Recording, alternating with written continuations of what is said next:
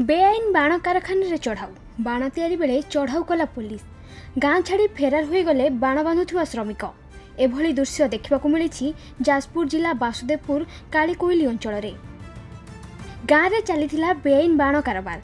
Jajpur town थाना police खबर पाई गाँव में चढ़ाऊ करथिला। चढ़ाऊ बेले बाण बांधुवा श्रमिक माने फेरार हो जाइथिले। श्रमिक माने खबर पाई बाणगुड़ी को चाष जमी बाउंश बुदा पाइखाना घर भली निर्जन स्थान मानकरे लुचाई देइथिबा देखिबाकू मिलिथिला, जहाकू नै पुलिस को नाकेदम हेबाकू पड़िथिला। तदंत परे पुलिस पर्याप्त परिमाणर बारूद एवं बाण जबत करिबारे सफल होईछि। सूचना अनुसार पूर्वरु मध्य एही अंचलरे बेआईन बाण भिड़ाकू नै विस्फोरण होइथिला। सेही विस्फोरण रे जणे युवक प्राण हराइथिबा बेले अंचलवासी मनरू एबे भी सेही भय जाइनि। एने टाउन थाना पुलिस पक्षरु सुरक्षा को कड़ाकड़ी करा जिबा सह अंचल रे विभिन्न समय रे चढ़ाऊ करा जाउछि।